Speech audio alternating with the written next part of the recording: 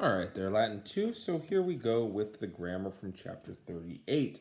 What I want you to do right now is go ahead and read page 118 to 119, and actually on through the chart on 120, and then copy down that chart.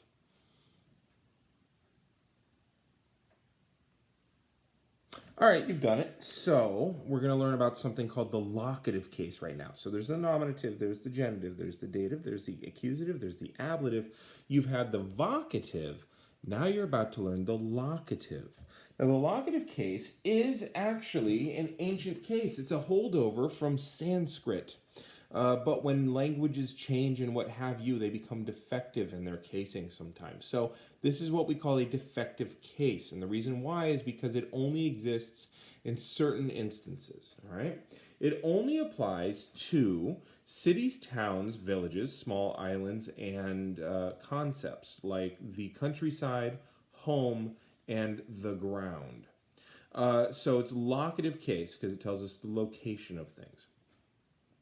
It tells us if you're going towards something, if you're going within something, or if you're staying in something, and when you're going away from something. You don't end up using prepositions when you use the locative case. This should seem kind of familiar because you might remember that Sextus was really happy that he was going Romam. And I told you last year, don't worry about it, it still means to roam. And what ended up happening is different languages started using prepositions a lot more, and those started taking over for the locative case. So let's take a look at the rules for the locative case.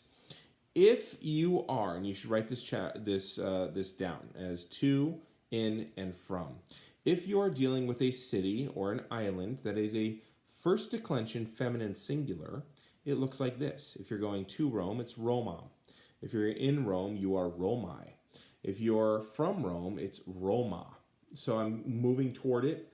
I'm staying or moving within it. I'm going away from it, okay? Verbs of motion here and here. Verbs of static being usually here. Not always, because I could be walking around, but within Rome.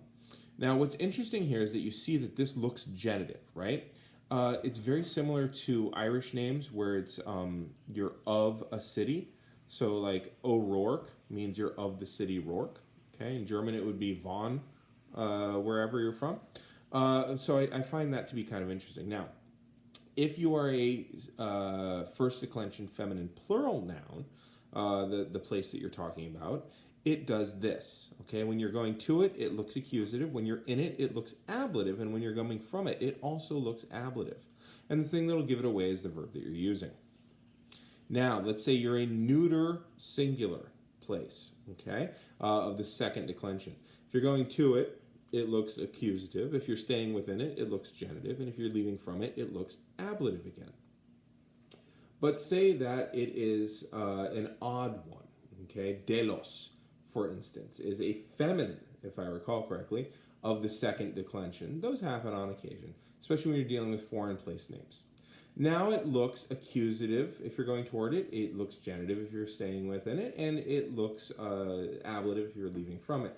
But delos turns to delum. Now the next one is, what if it is a masculine plural? There's very few places that are masculine named, but they are usually plural.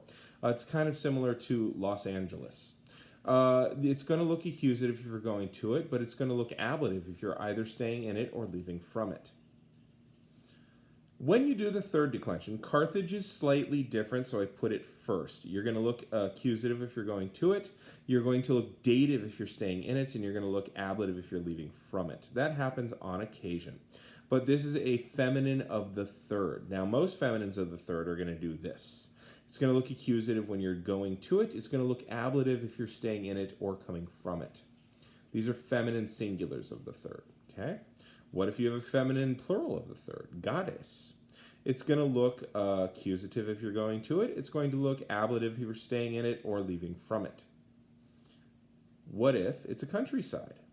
Okay, the countryside, the word Rus, okay, and it's on the notes that I had you copy down on page, there we go. It's on page 120 Rus is a third. It's a neuter of the third. So it's going to look accusative if you're going to it. It's going to look dative if you're staying in it. And then it's going to look ablative if you're leaving from it, the countryside. Now, domus is the weirdest of them all. Domus is a fourth. But in the locative, it gets attracted into the second declension.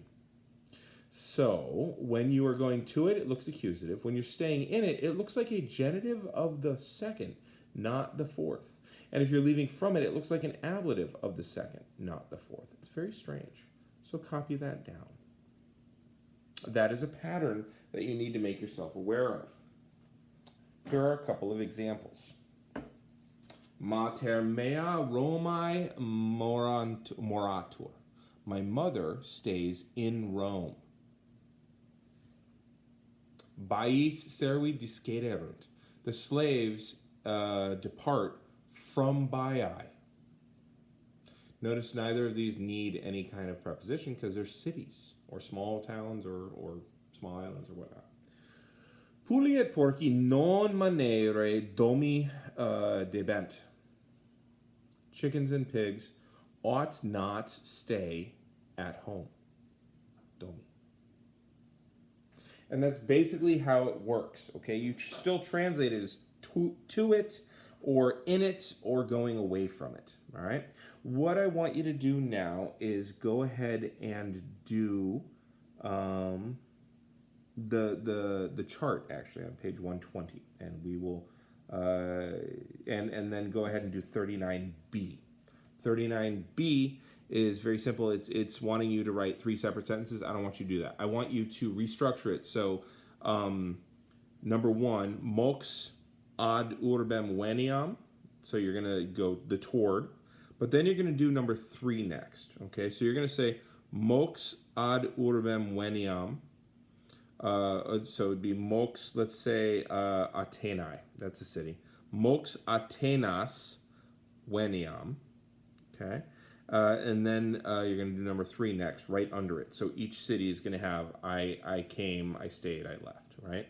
So then you're going to say Diu Athenai, or no, Athenīs morabar.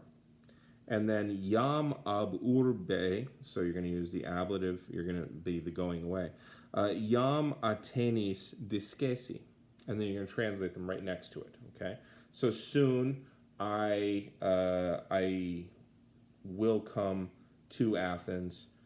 For a long time, I was staying in Athens. Now, or I already left Athens. So that's how you're going to do it.